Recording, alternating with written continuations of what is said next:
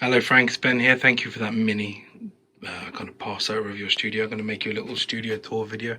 I love this shit. So if you ever get around to kind of showing anyone your side or making a video, I'd love to see that. I watch that shit all day long. So especially if someone I actually know, that would be pretty cool. So this is my studio in lovely Britain. It's kind of the weather outside is constantly that all the time. And I have two of these. This is literally an identical copy of the one I have at home. And bar one thing, which is different at the moment, which is a Van der Graft 500 series thing. This is my kind of where I work, and yeah, so I can make music here and then go home and make more music and then come back and make more music and edit and mix and all sorts of shit. Like my kind of main mixing hub is here, obviously, the C24, not the Control 24, the C24. I used to have a icon desk when I was trying to do things a bit bigger and in a bigger space, and just seems redundant having that space. And I had this room was designed by the guys who made Abbey Road Penthouse, and same with my one at home, is literally a copy. So it sounds really good. It sounds tame, like there's no overly abhorrent acoustics or anything like that, any issues. It's all done to be relatively roomy in the live room, but not too much of anything. It's just natural and neutral in that sense. So yeah, C24, I've only kind of got to grips with this year. There's no kind of like decent online video kind of tutorials of this thing, and I'm not really a manual hopping guy. I kind of just get gear and start twisting knobs. I'm not really a manual junkie, so it's only been this year where I've really kind of deep dived into it and realised how powerful it can be. It's only a control, actually no, it has got preamps and all sorts of shit on it, but I use it now entirely as a control surface. I have HTX3 Pro Tools, but again, that's kind of changed this year. I've kind of adapted the studio to an Antelope Audio thing because it's just really flexible. So that's my main kind of mixing hub. Then speakers, vocal twins, and then Auratone grot boxes with our new little thing in the middle, the TC Electronic Clarity. I actually really like it. I thought it was going to be a bit gimmicky to begin with, but I find my eyes drawn to it only really when I'm recording, because there's a little phase correlation. You can switch the whole thing over to like a phase correlation thing, just to make sure all the shit's right in the live room, basically. And I can actually do look at it when I'm matching phase, because sometimes my ears aren't good with that shit. So I find I use it more for tracking than what it's actually meant for. But even so, if I kind of A/B like reference tracks with my tracks as I'm mixing, I can kind of see the fundamental differences of the frequencies. You know, you can do this in plugin form, but it's quite nice just to have it in front of you. So that's that. My kind of input section over here. Got the SSO alpha channel, very clean thing. Obviously, you've probably seen that before. And I've got the UA 4710D below it, which is kind of slightly more coloured in that respect. Not much. Focusrite, people got rid of these, and I get that. I realise people think these are shit as like a vocal chain. They are, but it's got a really good de-esser that I use for cymbal stuff, guitar issues, anything like that. And it's got this vintage harmonics thing, which is basically just like a little colour box. It's the only things I use it for. I don't run, well, sometimes I run like backing vocals through it and stuff, but I don't use it really for what it's made for. Up there, a dark glass bass amp for reamping. It's always on, always plugged in. This MPX, can't remember what it's called. MPX1, there we are. I only ever use this program called Tiled Room. Yeah, I use it on all the drums all the time. Everything you've ever heard of mine, if you listen to my shit on Spotify, has run through that drum-wise. Everything. And then I learned about this through Joe, the DRP16, and I only use... well, actually, I don't only use that, but I've only ever used it on snare, because he was doing that, and it sounds so fucking fake that I'm surprised he gets away with it. I have to blend that shit right down, kind of, to get away with it. It sounds so shit, but kind of in the mix, it makes a difference, like an audibly decent difference. So that's that. Over here, those new TC, the kind of remakes of the vintage, not vintage, like the digital TC stuff, so echo and delay and reverb. MPC there, obviously, boring. Down here, I've got a central station which does all of my speaker stuff. Underneath, Sanzam for my bass, distorted vocals, snare drum sometimes. Aphex for clean guitars, vocals, backing vocals. Boring Kemper. And this is my little secret weapon. I did a co-mix for Jimmy Eat World's song 555. If you look up the song 555, the backing vocals in that, we ran them through this, and you can hear what this does. Originally they were made to get rid of noise. There's noise reduction units, but this adds noise that is really amazing. From like 12k up, this just opens vocals out, and I use it on leads, mainly on backings, just to make them sound so like huge. But no one really knows about that trick. It's literally this red record button here you have to press in. It's about the only button you need to use on it, and it has like its own test thing here. You can calibrate your system with all sorts of weird shit. But you should get these if you can find them cheap, and I did. I got these for about $300 each. You need two, because we don't need to. You could run it twice, but for stereo I have two, and really worth trying to get hold of some of them, especially if you can get them cheap at the moment. Obviously boring tools, shelfer channel, which I use for everything DI on the way in. It's kind of my go-to now, and before I had that, I had the kind of two chains of the EQ and compressor here, which is still really good. I use them as hardware inserts, and same with the SSL. The SSL is just way more coloured. And but both, the shelf is brilliant. Like for everything I do, I run through. Even if I'm not putting EQ on it or anything, it's got the whatever this thing's called, the texture. I can't remember what they call it now. Silk, and it's got red and blue options. I don't really know what they do. I just know the blue sounds more hi-fi. But for bass, literally for anything, I run guitar DIs through it, vocals through it now, just to get a little bit of something on that DI. I'm always so worried. No, Joe was talking about committing. Fuck committing. I'll do it afterwards and perfect it. Like, I've never had a problem with my mixes, and I mean, I've heard his recent mixes, Joe. Nope. So I'm gonna go with what I do as being I'm talking specifically about the Tool album, which everyone maintains is shit. But no, so I'm gonna keep it that way.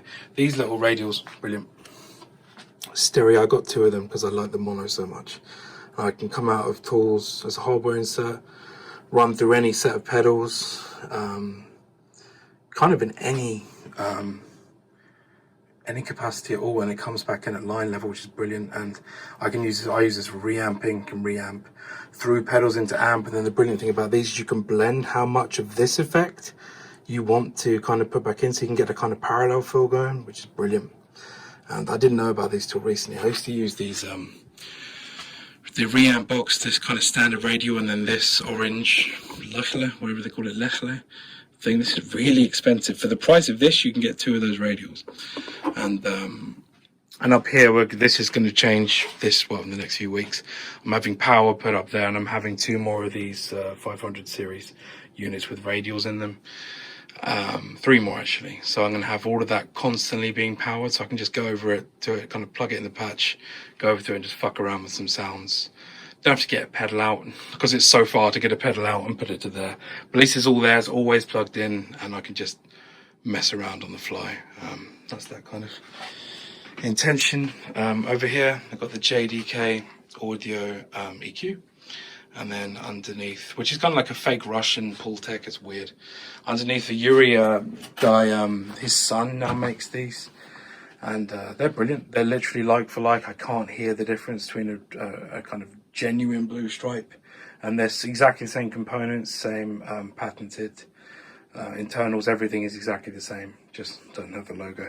I know there are a few companies who do that, but this is literally kind of wire for wire identical. So, you know.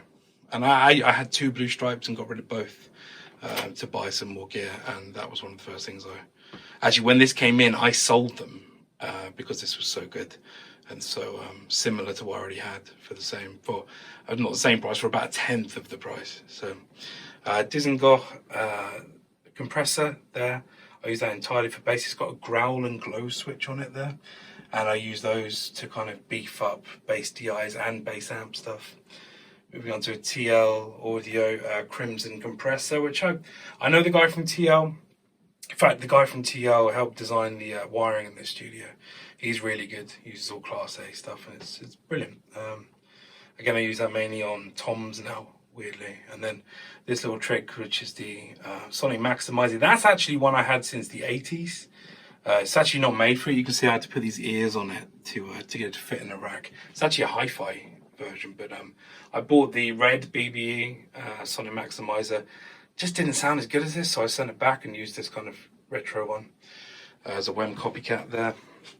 And then kind of the last thing in here, apart from the patch, Antelope Audio, my favourite thing at the moment, which is this new Behringer device, unbelievably. So this is the kind of master section, or not master, 2-bus section for me, and literally goes in order of Smart, C2, Marg, EQ, 4M, then the Portico, which is a nice little kind of, I do a little bit of, I do a lot of compression here, then a little bit of kind of fine tuning of that compression with the EQ, and then I use this for compression, limiting, and a little bit of width as well. There's kind of width area here. I use a little bit of each to kind of, to get there. I don't use kind of, if you took my 2-bus off, I'm not sure you'd notice massively, but it's just a bit more control there. The Fusion, solid state Fusion, it looks pretty. I'm not convinced by it. I bought it because I thought I would be convinced by it without even trying it. Now I'm not convinced by it, and it's too late. I use it on piano. It's basically a color box. Weirdly, that entire box there, I can get away with using this vintage harmonics thing on here, and it sounds so fucking similar that when you A/B them, that you think like the $3 for this is maybe not that necessary. I have two 1073s at home, real 1073s, and this is the DBX versions. This is way more flexible than my real ones, so I'll probably end up selling them and getting these. They sound identical, and these are cheaper and better, so long live the DPX versions. More 500 stuff here, API stuff I use for snare and kick and all sorts of drum stuff really. In fact, I have another R10, one of these 500 series full of just the API preamps. If I do any, well actually when I do recording here for drums, when I do any kind of site recording or remote recording, I use those. I think they're great, they're very harsh, but they're very good. The EQ, what are they called? Pre-Q4s. These I use on ribbons, same with the Clariphonics on ribbons. Tape emulator, if you can A/B that and tell me it sounds different, I'd like to know what you think, because the tape, it's one of those things, I know it's sounding broader, like bigger, but I don't know why. It's good, it's on, I use it, and it's, actually I run pretty much everything through it just to do it, just to add a little bit of something to everything, especially digital shit. Like I'll send software synths out and stuff just to do something with them. It's good. Obviously the standard G-Comp, SSL. Down here, these are my new favorites, LMCs. These are amazing. It's kind of like a Phil Collins huge snare, huge tom sound. You kind of select the frequency bands, then only compress and really fucking compress just those frequencies, so you can kind of scoop out exactly what frequencies you don't want and just affect the ones you do. It's very versatile, considering it's 5 knobs, and it's good. And then these are really super cheap de-essers, I mean really cheap, and I use them for cymbal clearing up, for clean guitar clearing up, all sorts of stuff. But definitely gets a lot of use. Have a little input thing here and another one under the desk under there. It's like a 20-way, whatever it is. So that's the control room box for the wall. These are electrified, these panels on the wall. They react to what's going on in the room. They kind of like expand and contract. It's really weird. If you put your hand on, you can feel it tightening if things get louder. I don't understand them, but they're very cool. Well, if I move you through to the live room, I maintain still that this is the best Marshall amp ever made, the Mode 4. Everyone disagrees, but I'm selling records and they're not, so that's fine. This is the live room. That was a joke, by the way. Pro Tools up there, obviously. My Bechstein piano, a real Bechstein piano. I sold a lot of gear to buy that, and I'm sorry about these lights, by the way. My assistant seems to have fucked up the smart lighting in here, so I have to deal with that. This is the Behringer thing I was talking about. We used to have a full hear-back system, but now we have a Behringer system, which sounds weird to me, but it's an absolute improvement. You can kind of literally select sets of channels. You can kind of group them together. You can use them as individual channels like those. Then each channel, you can change the EQ on, you can limit that channel, pan it, whatever you want. Change the volume, obviously, of just that channel. So it just makes like doing a headphone mix. Or I actually know someone who uses this to mix, and he just released a top 40 single. So yeah, he's doing all right, and he used this to mix the thing because he was on a plane. So yeah, it's really good. And yeah, as I said, we replaced the hearback system with this, and hearback systems are 10 times the price. This is probably just over $100. So even if you don't have a live room, I'd suggest getting one of these just because it's fucking good. It goes into any like little mic stand, you can put it wherever you want. In fact, for the cost of this little like keyboard holder, I got 2 of those. So yeah, the little brain is the one I showed you next door, but that's the twin reverb. I'm just setting up mics in here today, so there's no mics or anything, but they're all here. Well, not all of them, but some of them. Twin reverb, a 1960 lead, and I'm sponsored by this company called Victory in the UK.